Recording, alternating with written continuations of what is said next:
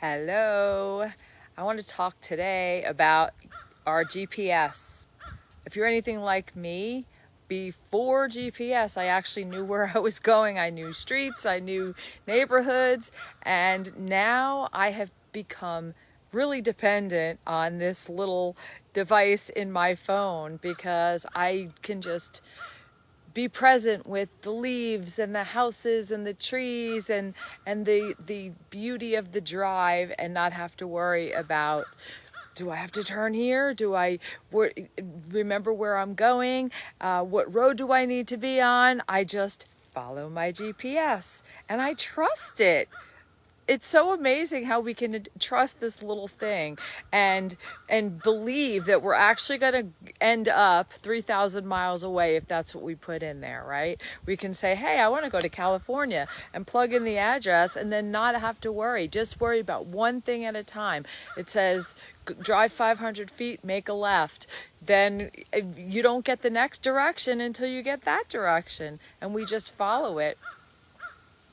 And yet, we have an inner system that speaks to us all the time and we question it. So that's what I want to talk about today, because hindsight is 2020, right? We all know this. And when I ask people why hindsight is 2020, they say because we already know what happened. We can now look back on it and reflect. And yes, that is true, but I also want to say that hindsight is 2020 because we have an inner guidance, we have an inner GPS in the form of gut feelings, red flags, inspiration, and intuition. And so many times we question it.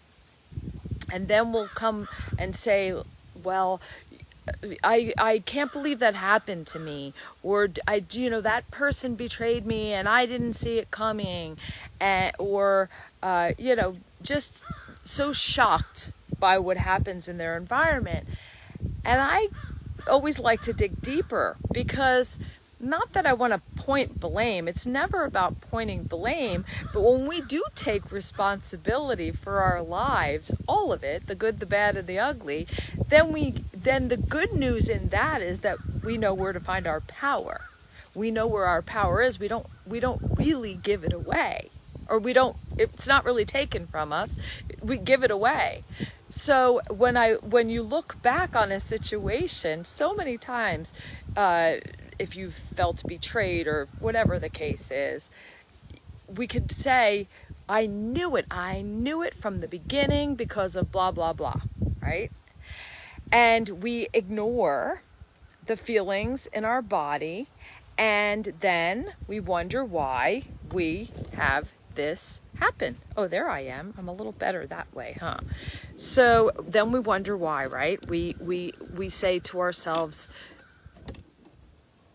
we question it. We question our guidance, because the thing is, we don't understand why. Like if I have a bad feeling about someone, I'm not going to go and be mean to them necessarily, but I might think, okay, I'm going to put that in my pocket.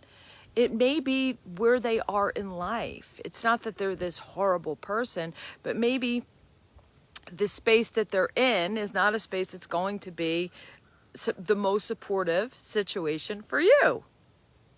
It's looking at those things. It's stepping back and just really sensing where we are. And if we do this, life does become easy, because we just check in with our body and we get one direction at a time. Do I do this or do I do that?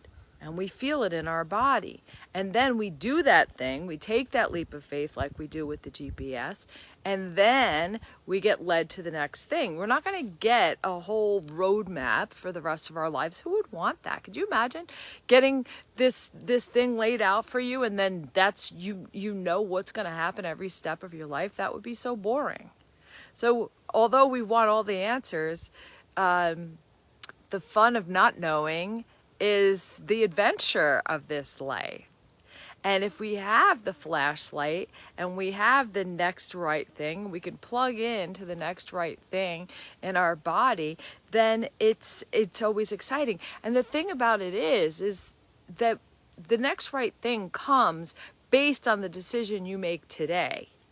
So we really couldn't have a laid out plan, because each thing builds upon the next.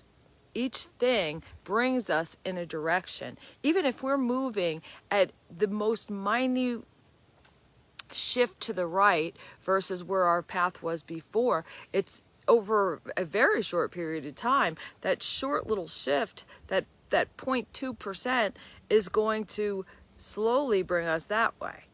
So making small little changes and small little movement into another direction is going to change the next decisions we make, because now we're moving over here.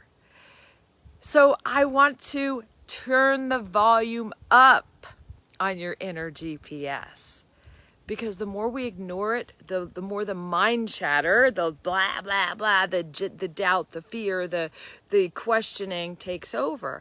And the inner voice is very subtle. But it's very different feeling in your body. You know when you just know something. It's in every cell of your body. You can't explain it, you just know. It's not this big loud, oh my God, this person is gonna, or this is not going to be a good situation, this is going to happen, that's going to happen, blah, blah, blah, blah, blah, I better not do that. That's that mind chatter. That's our fear taking us out of the game, looking to distract us. So there is a very big difference between the two. And in order to listen to our inspiration and our guidance and our gut feelings, we have to tune into our body, we have to tune into our heart, we have to slow down, we have to get present. We have to get in the present moment. Take a couple of deep diaphragmatic breaths. Fill your belly with air. Allow the oxygen to go through your body. Allow the oxytocin to fill your brain chemistry with the feel-good hormones, which get us into that place of the present moment where we're front and center and we can listen. That's why meditation is so powerful, because it gets you present. But if meditation sitting there does not work for you, then find something else to get you present.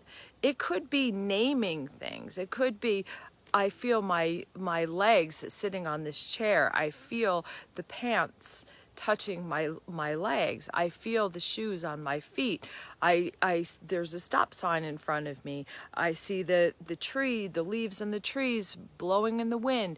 It's just getting present.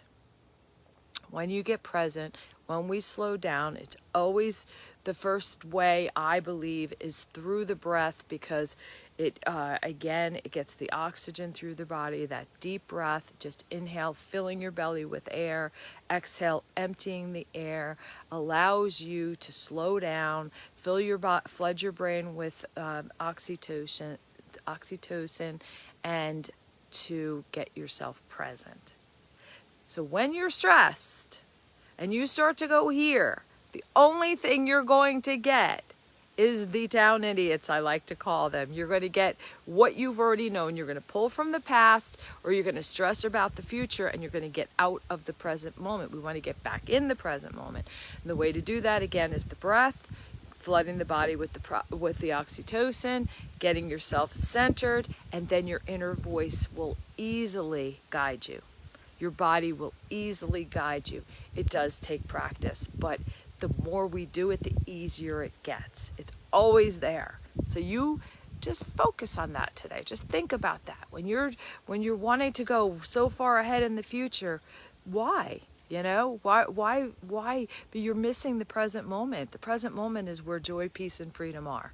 The present moment is where your guidance is. All is well in the present moment.